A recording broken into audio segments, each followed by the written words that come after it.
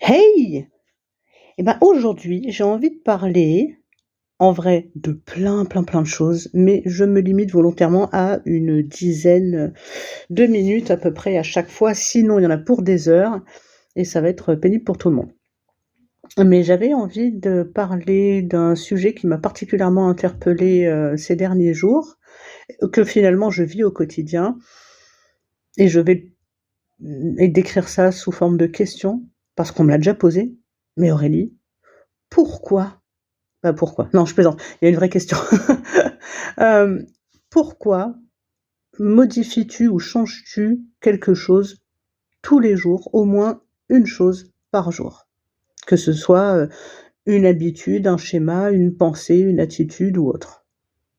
Et j'ai envie de dire très bonne question, comme plein de enfin toutes questions sont bonnes, mais ça m'a interpellée parce que, non pas que j'en ai pas conscience, mais il y a des moments, des jours où je modifie même plusieurs choses dans une même journée, avec des conséquences, inévitables et que j'assume pleinement, qui sont en général, une augmentation de la fatigue. Et puis c'est déjà pas mal comme conséquence, hein, je dis ça au pluriel, mais, c'est principalement ça que je vis. Hem, mais je mets un point d'honneur à cette, j'ai envie de dire discipline, qui est un choix évidemment. C'est un choix conscient, mûrement réfléchi, que je remets en question littéralement au quotidien et en réalité, c'est parti du fait que, étant une personne diagnostiquée avec autisme, TSA-SDI, hein, pour les connaisseurs, hem, je n'échappe pas ou je n'échappais pas à cet aspect que l'on retrouve chez nous autres, qui est une forme de rigidité, variable, mais souvent assez importante, en tout cas différente de la norme statistique. Et je souhaitais gagner en flexibilité. Je souhaitais gagner en flexibilité dans un maximum de domaines, en tout cas ceux qui m'intéressent et que je trouve pertinents dans mon quotidien et dans ma vie.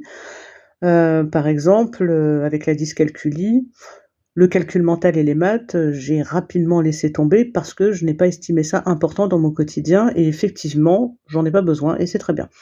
Mais pour plein d'autres choses, plein d'autres domaines, plein d'autres sujets, j'avais ce souhait, effectivement, donc de procéder à des modifications. Parfois, ce sont des modifications qui peuvent sembler, dérisoires ou très faibles, très petites et parfois, ça va être une, parfois ça va être 3 dans la journée. Ça dépend de plein de paramètres comme d'habitude qui sont individuels et subjectifs, mais on va retrouver, la fatigue, l'état émotionnel, ce qu'il y avait de prévu dans la journée, enfin, ça dépend de plein de choses, mais je mets un point d'honneur et cela me convient parfaitement, ça contribue à ma joie et à mon bien-être, de modifier quelque chose au quotidien, en sachant que selon les conséquences que ça a et ce que j'en observe sur moi et parfois sur mon entourage, ça peut être quelque chose que je cesse de modifier à un moment parce que finalement ça ne me convient pas, évidemment. Ça n'est pas parce que je modifie quelque chose que j'ai envie que ça soit pérenne, parce que les conséquences finalement ne me conviennent pas. Mais cela peut être ma façon de me réveiller au niveau de l'état d'esprit ou du corps en lui-même. Par exemple, je me suis aperçue que, ayant des troubles du sommeil assez importants, avec apnée du sommeil corrigée par un appareil, que ce soit une forme de narcolepsie, sans cataplexie, des difficultés d'endormissement, enfin bon, des choses que vous connaissez, probablement pour la plupart. Mais, je me suis rendu compte que dormant très peu, je dors en moyenne 4 heures par nuit, je sais ça suffit pas, gna gna gna gna gna, mais hem, si je traînais lorsque je me réveillais, j'avais des difficultés beaucoup plus importantes à démarrer ma journée. Donc je me suis astreinte, je me suis disciplinée à modifier ça. C'est-à-dire que les jours où je ne suis pas, entre guillemets, «pressée» le lendemain matin, je m'octroie entre 3 et 5 minutes, je chronomètre pas, hein, ça se fait assez naturellement, de petits étirements, de prendre le temps d'ouvrir les yeux et cetera et les jours où j'ai plutôt une journée chargée, où je dois me lever, je me lève entre guillemets «d'un coup». Je vais pas dire de façon violente, mais au moins je m'assois dès que le réveil sonne. Pourquoi? Parce que le fait de m'asseoir oblige, même de façon inconsciente, ça oblige en fait, mon corps et mon esprit à essayer de fonctionner ensemble un minimum. Fort heureusement, j'ai gardé des routines, notamment celle du matin, j'en ai enlevé d'autres et ça j'en parlerai ultérieurement. Des routines du réveil en tout cas, qui me permettent d'agir de façon automatique, puisqu'il me faut de toute façon un temps assez long pour être pleinement réveillée. Mais voilà, modifier cette petite chose-là qui est ne plus traîner et m'asseoir tout de suite dès que le réveil sonne, cela modifie chez moi positivement, beaucoup de choses. Ma façon de penser, ma façon de marcher, ma façon de me réveiller. Mais je donne ça comme exemple parce que c'est le premier er dans une journée, mais ça peut être plein de choses, hein. Ça peut être, une façon de cuisiner un plat, ça peut être une façon de m'adresser à quelqu'un, une façon de me comporter dans tel contexte, une façon de, j'en sais rien, tenir mon stylo. Enfin, ça peut être vraiment, mais dans n'importe quel domaine, une chose, petite ou grande, par jour. Et je constate, parce que ça fait longtemps que je fais ça, que c'est d'une part devenu une habitude, d'autre part, c'est toujours une envie. Ensuite, cela a modifié considérablement ma flexibilité, notamment lorsque je fais quelque chose j'allais dire d'un peu plus nouveau. Exemple, changer de magasin pour aller faire mes courses. On est à un autre niveau de, se réveiller le matin autrement. Parce que chez soi, au moins, on a les mêmes habitudes, on a les mêmes repères. Là, j'ai décidé d'aller ailleurs pour faire mes courses. Pour une question de praticité, pour une question de choix, pour une question de sécurité, de calme aussi. C'est un lieu qui est à peu près à distance équivalente de mon ancien de là où j'ai l'habitude d'aller.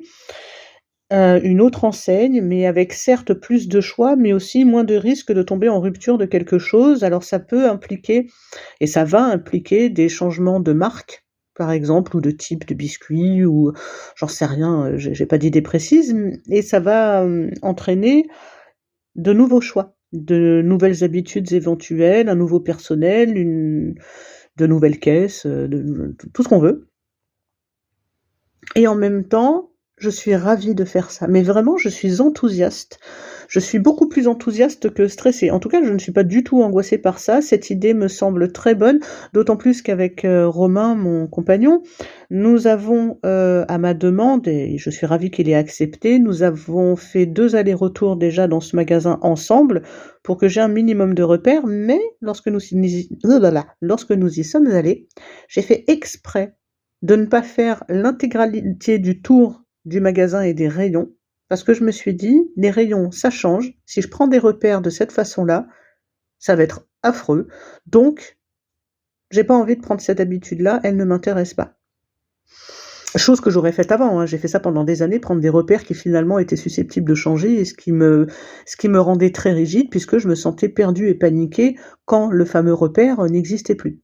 Donc j'ai décidé de faire autrement. Je dis pas que c'est facile et je dis pas qu'il faut le faire. Comme toujours, je ne raconte que ce que moi j'ai envie de faire, ce qui me convient, et je conçois que ça ne convienne absolument pas à d'autres personnes, et chacun reste libre et légitime de faire ce qu'il fait, hein. Je ne fais ni mieux ni moins bien que quelqu'un d'autre, je fais ce que je fais et qui en tout cas me convient à moi. Et donc, aujourd'hui, jour où vous allez entendre ce podcast, aura été le jour où pour la première fois, avec mon fauteuil roulant parce que, j'ai trop de douleur et c'est trop loin pour que j'y aille avec mon déambulateur, ce sera trop compliqué.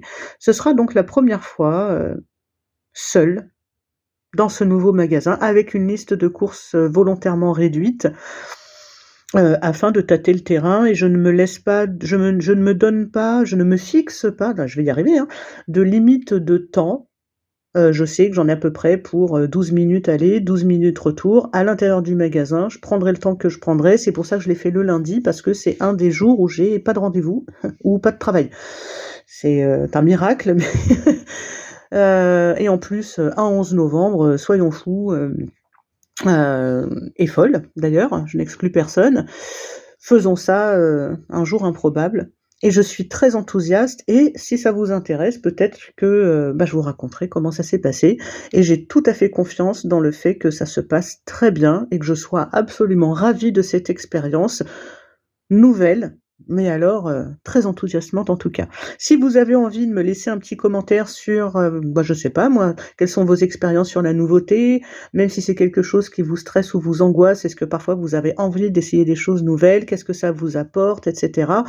Parlez-m'en, je serais ravie qu'on échange, sur ce sujet, comme sur bien d'autres et je vous remercie une nouvelle fois d'avoir passé, 10 minutes 30, presque 11 minutes à écouter, Vie ma vie d'Aurélie, qui va faire ses courses. À bientôt en tout cas, merci.